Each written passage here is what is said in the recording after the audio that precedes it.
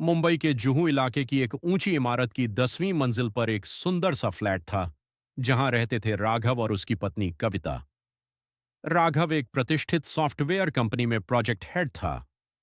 सुबह 9 से रात 9 तक उसकी जिंदगी कंप्यूटर स्क्रीन और मीटिंग के बीच उलझी रहती। वहीं कविता एक गृहिणी थी, तेज दिमाग, सुंदर व्यक्तित्व और बहुत ही चतुर स्वभाव की। उन्होंने शादी के 6 साल बाद यह नया घर लिया था और अब अपने छोटे से संसार में व्यस्त थे। घर की साफ सफाई और कामकाज के लिए उन्होंने 2 महीने पहले ही एक काम वाली रखी थी। नाम था शांता।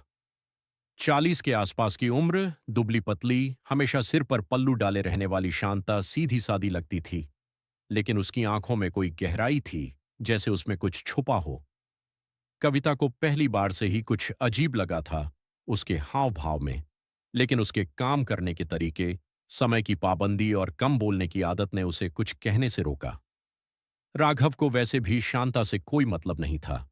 वो अक्सर अपने काम में व्यस्त रहता और घर आकर केवल खाना खाता, थोड़ा टीवी देखता और फिर सो जाता। कविता ने कई बार महसूस किया था कि राघव अब पहले जैसा नहीं रहा।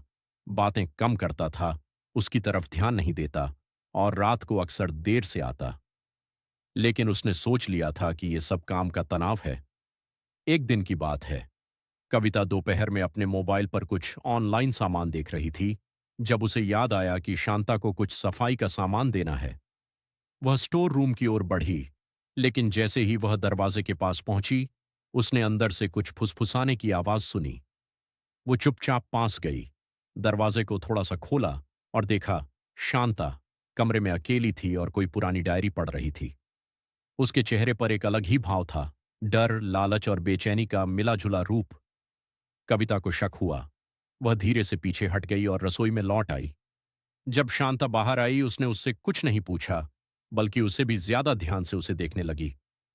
अगले कुछ दिनों तक कविता ने गौर किया कि शांता अक्सर अकेले में स्टोर रूम में जाती है, राघव के ऑफिस के कमरे में सफाई का बहाना करके कुछ देर रुकती है, और एक बार तो उसने राघव के लैपटॉप को भी हाथ लगाया था। अब कविता का शक पक्का हो गया।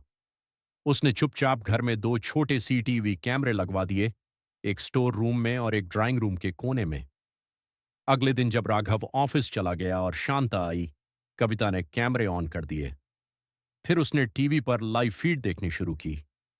शांता फिर उसी स्टोर रूम में गई, वही डायरी निकाली, और इस बार उसने कुछ कागज भी बाहर निकाले, पुराने दस्तावेज जैसे कुछ। कविता ने उस सब की रिकॉर्डिंग सेव कर ली।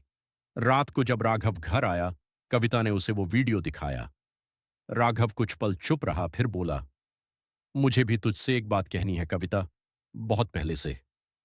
कविता ने आश्चर्य से उसकी ओर देखा। शांता कोई आम औरत नहीं है, राघव बोला। वो मेरी सौतेली मां की बहन है। हमारे गांव में बहुत साल पहले मेरे पिता की मृत्यु हुई थी। उनके नाम बहुत सारी जमीनें और संपत्तियां थीं, लेकिन उनकी वसीयत कभी नहीं मिली। सब कहते थे कि वो वसीयत मेरे नाम थी, लेकिन सौतेली मां ने उसे छिपा दिया था। राघव ने गहरी सांस ली और आगे कहा, अब मुझे लगता है कि वही वसीयत या उससे जुड़ा कुछ शांता के पास है, या उसे कुछ पता है। वो डायरी शायद वही है जिसमें कुछ संकेत छिपे हैं। अब कविता के लिए यह एक पारिवारिक ड्रामा से ज्यादा एक रहस्य बन चुका था। अगले दिन कविता ने जानबूझकर शांता को अकेला छोड़ दिया, जैसे वो बाजार जा रही हो। लेकिन वो फ्लैट में ही एक कोने में छिप गई। उसने देखा कि शांता फिर स्टोर रूम में गई, फिर नीचे जमीन पर कुछ खुरचने लगी। कविता ने चुपचाप सब रिकॉर्ड किया।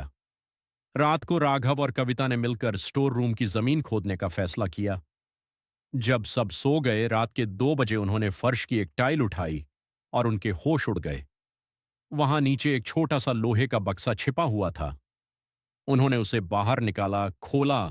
अंदर एक यूएसबी ड्राइव और कुछ हस्तलिखित दस्तावेज थे। यूएसबी को लैपटॉप में लगाया गया।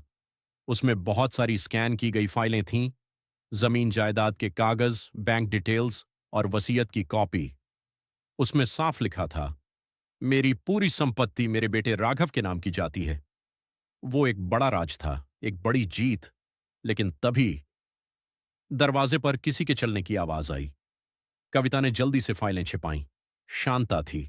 उसकी आंखें जल रही थीं, गुस्से और डर से भरी हुईं। तुम लोगों ने उसे ढूंढ लिया, अब मैं क्या करूंगी, उसने कहा, और चाकू निकाला। कविता ने बिना डरे कहा, जो करना है कर ले, अब सच्चाई हमारे पास है। लेकिन तभी राघव ने पीछे से शांता का हाथ पकड़ लिया। चाकू गिर गया और शांता वहीं बैठ गई, हांफती हुई। पुलिस को बुलाया गया और शांता को गिरफ्तार कर लिया गया। कुछ हफ्तों बाद राघव ने वो प्रॉपर्टी लीगल रूप से अपने नाम करवाई। उन्होंने एक बड़ा बंगला खरीद लिया और जीवन फिर पटरी पर आने लगा। लेकिन कहानी यहीं खत्म नहीं हुई। एक दिन कविता रसोई में थी, डोरबेल बजी। दरवाजे पर एक नई औरत खड़ी थी, चेहरा नया लेकिन आंखें जानी पहचानी। काम चाहिए बहूजी, नाम है कुसुम। कविता ने उसके चेहरे की ओर देखा और उसके रोंगटे खड़े हो गए। वो मुस्कुरा रही थी, वही रहस्यमयी मुस्कान। यह कहानी यहीं समाप्त होती है, लेकिन रहस्य अभी भी बाकी है।